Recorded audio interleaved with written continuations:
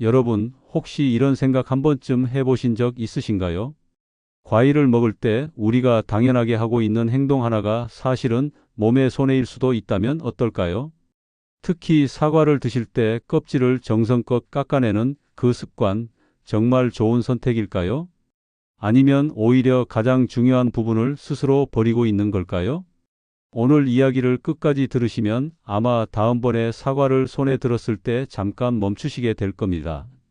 깎을지 말지 그 선택이 지금과는 완전히 달라질 수 있기 때문입니다. 우리는 오랫동안 과일은 껍질을 깎아 먹는 것이 더 깨끗하고 안전하다고 배워왔습니다. 특히 농약에 대한 걱정은 너무나 자연스러운 것이고 건강을 생각할수록 더 신경 쓰이게 됩니다. 그래서 많은 분들이 껍질을 제거하는 것이 더 나은 선택이라고 믿고 계십니다. 그런데 여기서 한 번만 생각을 바꿔보면 어떨까요? 우리가 걱정해서 제거하고 있는 그 껍질이 사실은 가장 많은 영양소를 담고 있는 부분이라면 말입니다. 과일의 껍질은 단순히 겉을 감싸고 있는 보호막이 아닙니다. 식물이 스스로를 보호하기 위해 만들어낸 매우 중요한 층입니다. 햇빛, 외부 자극, 환경 스트레스에 대응하기 위해 다양한 물질을 축적해 놓은 곳이 바로 껍질입니다. 그리고 그 물질들이 바로 우리 몸에 유익한 성분으로 작용하는 경우가 많습니다. 쉽게 말해, 과일 입장에서는 가장 중요한 부분이 껍질이고 우리는 그걸 가장 먼저 버리고 있었던 셈입니다. 이제 사과 이야기를 조금 더 깊이 해보겠습니다. 사과는 건강식의 상징처럼 여겨지는 과일입니다. 아침에 사과 하나를 먹으면 좋다, 이런 이야기도 많이 들어보셨을 겁니다. 그런데 이 사과를 어떻게 먹느냐에 따라 그 효과가 크게 달라질 수 있습니다. 껍질을 포함해서 먹느냐, 아니면 껍질을 제거하고 먹느냐, 이 차이가 생각보다 큽니다. 껍질이 있는 사과는 단순히 비타민이 조금 더 많은 수준이 아닙니다. 영양의 밀도가 확연히 달라집니다. 비타민 C와 같은 기본적인 영양소는 물론이고 다양한 미량 영양소와 항산화 물질이 껍질에 집중되어 있습니다. 특히 식이섬유는 껍질의 상당 부분이 몰려 있기 때문에 껍질을 제거하는 순간 이 중요한 성분을 크게 줄이게 됩니다. 식이섬유는 단순히 배변 활동에만 도움이 되는 것이 아닙니다. 나이가 들수록 더 중요해지는 부분이 바로 혈당 관리와 장 건강입니다. 식이섬유는 음식이 몸 안에서 흡수되는 속도를 조절해 줍니다. 그래서 과일을 먹었을 때 당이 갑자기 올라가는 것을 완화해 주는 역할을 합니다. 같은 사과라도 껍질째 먹느냐 아니냐에 따라 몸이 받아들이는 방식이 달라지는 것입니다. 또 하나 중요한 점은 포만감입니다. 껍질을 포함해서 먹게 되면 씹는 시간도 길어지고 자연스럽게 포만감이 더 빨리 올라옵니다. 그래서 간식으로 사과를 드실 때 과식을 줄이는 데도 도움이 됩니다. 단순히 건강에 좋다는 차원을 넘어서 생활 습관에도 영향을 줄 수 있는 부분입니다. 여기서 한 가지 더 생각해 볼 부분이 있습니다. 요즘 많은 분들이 건강기능식품이나 영양제를 따로 챙겨 드십니다. 비타민을 따로 섭취하고 식이섬유 보충제를 따로 드시는 경우도 많습니다. 그런데 정작 가장 자연스러운 형태로 그 영양소를 얻을 수 있는 과일의 껍질은 버리고 있다는 점 조금 아이러니하지 않으신가요? 우리가 돈을 주고 사는 영양소를 자연 상태에서는 스스로 제거하고 있었던 셈입니다. 사과 껍질에는 항산화 작용을 하는 다양한 성분도 풍부하게 들어 있습니다. 이런 성분들은 몸 안에서 세포가 손상되는 것을 줄이는 데 도움을 줄 수 있습니다. 특히 나이가 들수록 몸의 회복 속도가 느려지고 외부 자극에 대한 대응력이 떨어지기 때문에 이런 항산화 작용은 더욱 중요하게 느껴질 수 있습니다. 우리가 매일 먹는 사과 한 개가 단순한 간식이 아니라 몸을 보호하는 역할까지 할 수 있다는 점에서 껍질을 함께 먹는 선택은 충분히 의미가 있습니다. 그리고 과일을 먹을 때 자주 나오는 오해 중 하나가 바로 당에 대한 걱정입니다. 과일은 달기 때문에 혈당에 좋지 않지 않느냐는 질문을 많이 하십니다. 그런데 여기서 중요한 것은 형태입니다. 과일을 통째로 먹느냐, 아니면 갈아서 먹느냐, 혹은 섬유질을 제거한 상태로 먹느냐에 따라 몸에 미치는 영향이 달라집니다. 껍질을 포함한 과일은 섬유질이 당의 흡수를 조절해 주기 때문에 훨씬 안정적인 형태로 작용합니다. 반대로 주스 형태로 섭취하게 되면 당이 빠르게 흡수되면서 몸에 부담이 될 수 있습니다. 이쯤에서 다시 처음 질문으로 돌아가 보겠습니다. 우리가 그동안 당연하게 해왔던 행동, 사과 껍질을 깎아내는 습관이 과연 좋은 선택이었을까요? 아니면 조금 더 생각해 볼 여지가 있는 부분이었을까요? 지금까지의 이야기를 들어보셨다면 아마 답이 조금은 달라지셨을 겁니다. 이제 다음 이야기에서는 사과 껍질에 담긴 조금 더 흥미로운 부분, 그리고 많은 분들이 놀라실 수 있는 키위 껍질 이야기를 이어서 해보겠습니다. 처음에는 낯설지만 알고 나면 생각이 완전히 바뀔 수도 있는 이야기입니다. 이제 사과 이야기를 조금 더 깊이 들어가 보겠습니다. 앞에서는 껍질에 식이섬유와 기본적인 영양소가 많이 들어있다는 점을 말씀드렸는데요. 여기서 한 단계 더 들어가 보면 사과 껍질이 단순히 좋다는 수준을 넘어서 왜 그렇게 주목받는지 이해할 수 있습니다. 사과 껍질에는 우리가 흔히 이름을 잘 모르지만 몸에서는 꽤 중요한 역할을 하는 식물성 화합물들이 들어 있습니다. 이런 성분들은 과일이 외부 환경으로부터 스스로를 보호하기 위해 만들어낸 물질인데 흥미롭게도 그 작용이 우리 몸에도 긍정적으로 나타나는 경우가 많습니다. 이런 성분들이 하는 대표적인 역할이 바로 항산화 작용입니다. 쉽게 말하면 우리 몸 안에서 생기는 여러 가지 산화 스트레스를 줄여주는 역할을 합니다. 나이가 들수록 몸의 균형을 유지하는 능력이 점점 떨어지기 때문에 이런 항산화 작용은 더 중요해질 수밖에 없습니다. 사과 껍질을 함께 먹는다는 것은 단순히 비타민을 조금 더 섭취하는 것이 아니라 이런 보호 기능까지 함께 가져오는 것이라고 볼 수 있습니다. 여기서 또 하나 흥미로운 부분이 있습니다. 사과 껍질에는 몸의 대사와 관련된 성분도 포함되어 있습니다. 특히 근육과 관련된 부분에서 주목받은 연구들이 있는데요. 일부 연구에서는 사과 껍질에 포함된 특정 성분이 근육량 유지나 증가에 긍정적인 영향을 줄 수 있다는 결과가 보고된 바 있습니다. 물론 이런 결과를 그대로 일반화할 수는 없지만 중요한 건 방향입니다. 나이가 들수록 근육량이 자연스럽게 줄어드는 것은 피할 수 없는 흐름인데 이런 부분에서 식습관이 도움을 줄 수 있다면 충분히 의미 있는 선택이 될 수 있습니다. 또 대사와 관련된 측면에서도 생각해 볼 수 있습니다. 몸이 에너지를 어떻게 쓰느냐, 지방을 어떻게 저장하고 소모하느냐 같은 부분은 건강과 직결됩니다. 사과 껍질에 포함된 일부 성분들이 이런 대사 과정에 긍정적인 영향을 줄 가능성이 있다는 점도 꾸준히 연구되고 있습니다. 즉, 단순히 좋다는 막연한 표현이 아니라 몸의 여러 시스템과 연결되어 있는 부분이라는 것입니다. 이렇게 보면 사과 하나를 먹는다는 것이 생각보다 훨씬 다양한 의미를 가질 수 있습니다. 특히 껍질을 포함했을 때 그 의미는 더 커집니다. 우리는 흔히 건강을 위해 뭔가를 더하려고 합니다. 영양제를 추가하고 새로운 식품을 찾고 복잡한 방법을 고민합니다.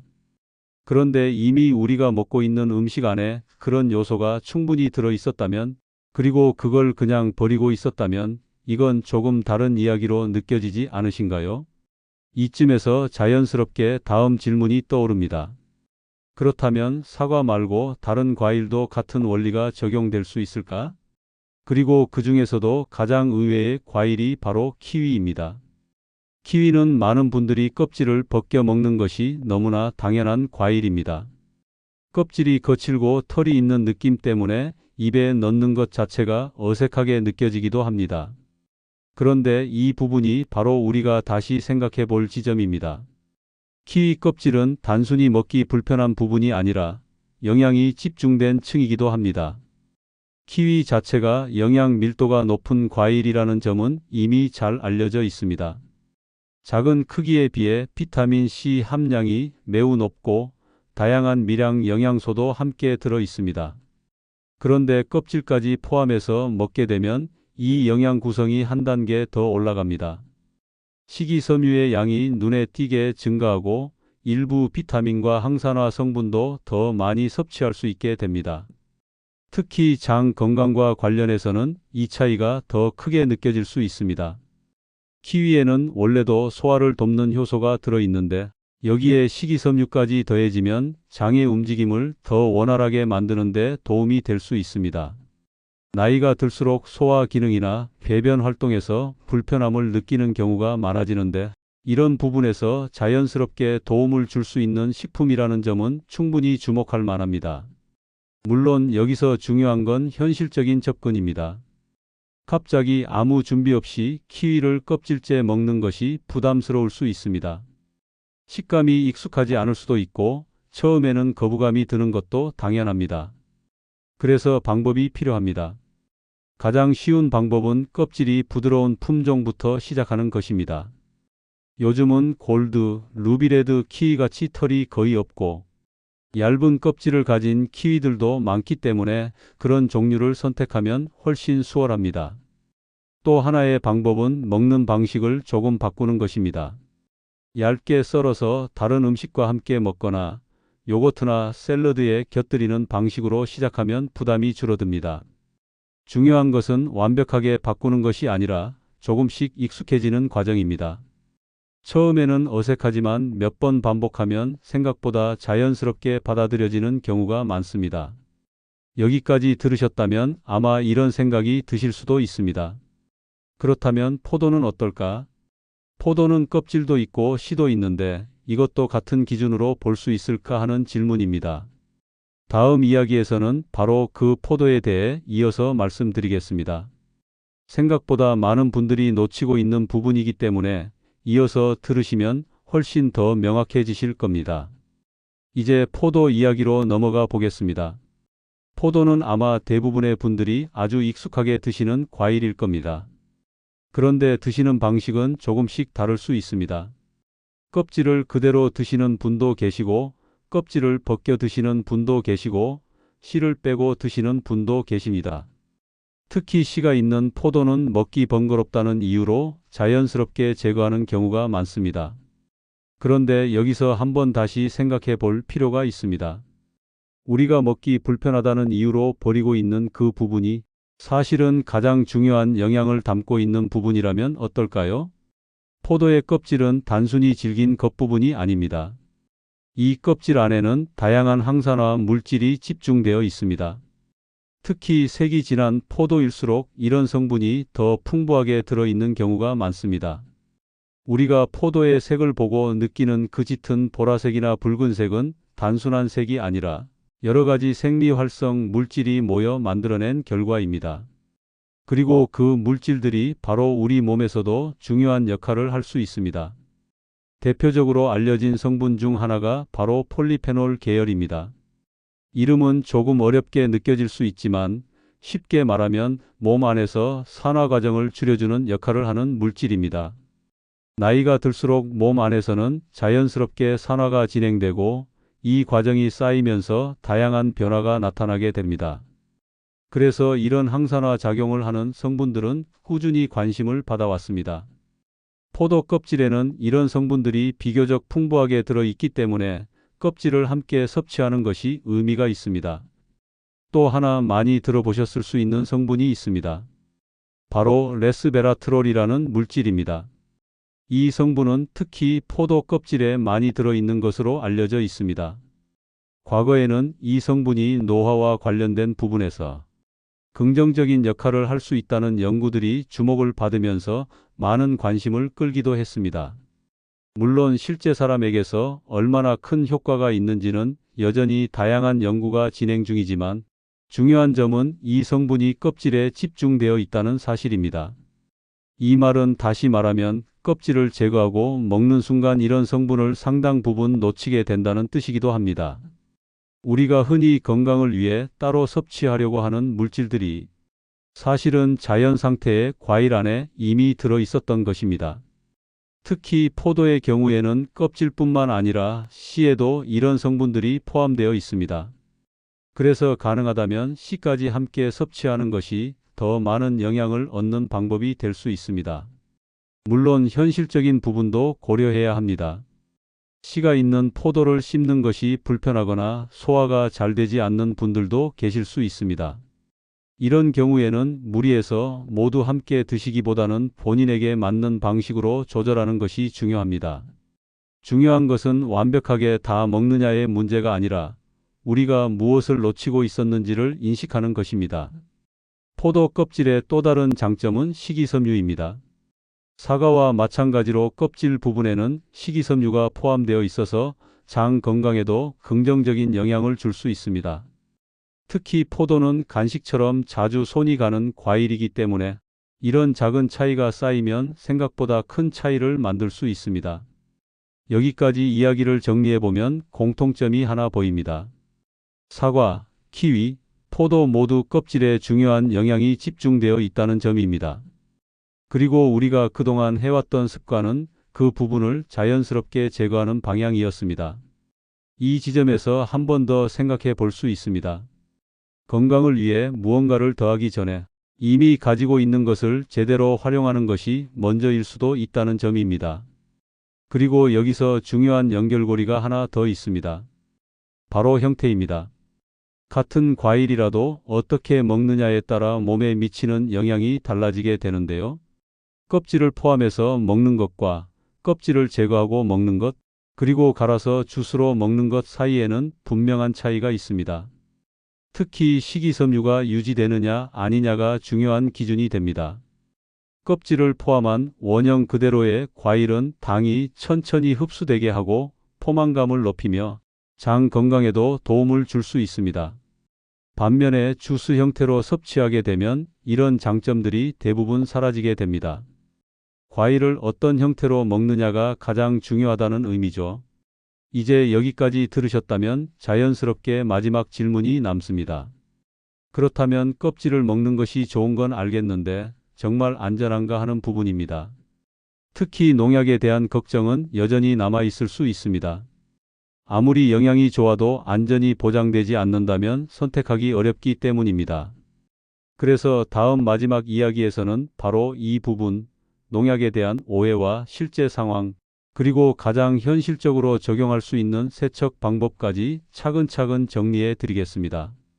이 부분까지 이해하시면 앞으로 과일을 드실 때 훨씬 편안한 마음으로 선택하실 수 있게 될 겁니다. 이제 가장 많은 분들이 마음속에 남겨두고 계셨을 질문으로 들어가 보겠습니다. 과일 껍질이 몸에 좋다는 이야기는 이해가 되는데 그래도 결국 걸리는 건 하나입니다. 바로 농약에 대한 걱정입니다. 아무리 좋은 성분이 많다고 해도 혹시라도 남아있는 농약 때문에 오히려 건강에 해가 되는 건 아닐까 하는 불안은 충분히 이해할 수 있습니다. 특히 건강을 더 신중하게 관리해야 하는 시기에는 이런 작은 요소 하나도 크게 느껴질 수 있습니다. 그렇다면 이 부분을 조금 더 현실적으로 바라볼 필요가 있습니다. 우리가 마트나 시장에서 구매하는 과일들은 단순히 생산되어 바로 판매되는 것이 아닙니다. 유통되기까지 여러 단계의 관리와 검사를 거치게 됩니다. 특히 잔류 농약에 대해서는 기준이 꽤 엄격하게 설정되어 있습니다. 일정 기준을 초과하는 경우에는 유통 자체가 제한되기 때문에 우리가 일상적으로 접하는 과일은 기본적으로 안전 기준 안에 들어와 있다고 보셔도 무리가 없습니다. 우리가 일상에서 접하는 많은 것들이 그렇듯이 완전히 제로인 상태는 드물지만 인체에 영향을 주지 않는 수준으로 관리되고 있다는 것이 핵심입니다. 실제로 여러 조사에서도 과일을 통해 섭취되는 농약의 양은 매우 낮은 수준이며 건강에 의미 있는 영향을 줄 가능성은 극히 낮은 것으로 보고되고 있습니다. 오히려 전문가들이 더 강조하는 부분은 따로 있습니다. 과일과 채소를 충분히 섭취하는 것이 주는 이점이 극미량의 농약 노출로 인한 위험보다 훨씬 크다는 점입니다. 다시 말해, 걱정 때문에 과일 섭취 자체를 줄이는 것이 오히려 더 손해일 수 있다는 이야기입니다. 이 부분은 조금 관점을 바꿔서 볼 필요가 있습니다. 완벽한 안전을 추구하다가 중요한 영향을 놓치는 것보다는 현실적인 기준 안에서 건강한 선택을 하는 것이 더 중요합니다. 그렇다면 우리가 할 수 있는 가장 현실적인 방법은 무엇일까요? 바로 세척입니다. 과일을 제대로 씻는 것만으로도 잔류 농약의 상당 부분을 줄일 수 있습니다. 그리고 이 방법은 생각보다 복잡하지 않습니다. 특별한 장비나 비싼 제품이 필요한 것도 아닙니다. 가장 기본적인 방법은 물을 이용한 세척입니다. 먼저 깨끗한 물에 과일을 담가두는 과정을 거칩니다. 이 과정은 과일 표면에 붙어 있는 이물질을 불리는 역할을 합니다. 일정 시간 담가둔 뒤에는 흐르는 물에서 손으로 부드럽게 문질러 씻어주면 됩니다. 이 간단한 과정만으로도 표면에 남아있는 물질을 상당 부분 제거할 수 있습니다. 여기서 많은 분들이 궁금해하시는 부분이 있습니다. 식초나 소금 또는 베이킹 소다를 사용하면 더 효과적이지 않을까 하는 질문입니다. 물론 이런 방법들도 널리 알려져 있지만 실제로는 물로 세척하는 것과 큰 차이를 보이지 않는 경우가 많습니다. 오히려 중요한 것은 얼마나 꼼꼼하게 씻느냐입니다. 형태보다 과정이 더 중요하다고 보시면 됩니다. 그리고 한 가지 꼭 짚고 넘어가야 할 부분이 있습니다. 주방 세제나 비누를 사용하는 것은 피하는 것이 좋습니다. 과일의 껍질은 생각보다 얇기 때문에 세제가 닿으면 일부가 흡수될 가능성도 있습니다. 세제를 사용해서 겉을 깨끗하게 만든다는 생각이 오히려 불필요한 요소를 남길 수 있습니다. 그래서 가장 안전하고 권장되는 방법은 물을 이용한 세척입니다. 이렇게 보면 정리가 됩니다. 과일은 기본적으로 안전한 기준 안에서 유통되고 있고 우리가 간단한 세척 과정을 거치면 남아있는 요소들도 충분히 줄일 수 있습니다. 그리고 그 과정에서 얻을 수 있는 영양적 이점은 상당히 크다는 점입니다. 그럼에도 불구하고 여전히 마음이 불편하신 분들도 계실 수 있습니다. 그런 경우에는 선택지가 있습니다. 유기농 제품을 선택하는 방법도 있고 또는 껍질을 제거하는 방법도 있습니다. 중요한 것은 본인이 편안하게 느끼는 방식으로 접근하는 것입니다. 건강은 스트레스를 동반하는 방식으로 유지되는 것이 아니라 지속 가능한 습관 속에서 만들어지는 것이기 때문입니다. 이제 오늘 이야기를 전체적으로 정리해 보겠습니다. 우리는 그동안 과일을 먹으면서 껍질을 자연스럽게 제거해 왔습니다. 그것이 더 깨끗하고 안전한 방법이라고 믿었기 때문입니다.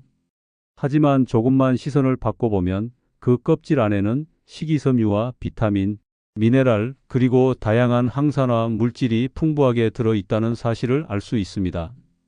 특히 장 건강, 혈당 조절, 그리고 전반적인 신체 기능 유지에 긍정적인 영향을 줄 수 있는 요소들이 포함되어 있습니다. 또한 우리가 걱정하는 농약 문제는 과장된 부분도 있습니다. 현재 유통되는 과일은 관리 기준 안에 있으며 간단한 세척만으로도 충분히 줄일 수 있는 수준입니다. 이 점을 이해하면 껍질을 먹는 것에 대한 부담이 조금은 줄어들 수 있습니다. 결국 중요한 것은 균형입니다. 무조건 껍질을 먹어야 한다는 것도 아니고 무조건 피해야 한다는 것도 아닙니다. 다만 그동안 우리가 무심코 해왔던 선택이 정말 최선이었는지 한 번쯤 돌아보는 것이 중요합니다. 그리고 그 과정에서 더 나은 선택을 할 수 있다면 그것만으로도 충분히 의미 있는 변화가 될 수 있습니다. 앞으로 과일을 드실 때 잠깐만 생각해 보시면 좋겠습니다. 이 껍질을 버리는 것이 정말 필요한 행동인지 아니면 내가 놓치고 있는 부분은 없는지 말입니다. 처음에는 조금 어색할 수 있지만 한 번, 두 번 시도해 보면 생각보다 쉽게 익숙해질 수 있습니다. 그리고 어느 순간에는 껍질의 식감과 맛까지 자연스럽게 받아들이게 되실지도 모릅니다. 건강은 거창한 변화에서 시작되는 것이 아니라 이렇게 작은 선택 하나에서 시작되는 경우가 많습니다. 오늘 이 이야기가 여러분의 식습관에 작은 힌트가 되었으면 좋겠습니다. 지금까지 함께해 주셔서 감사합니다.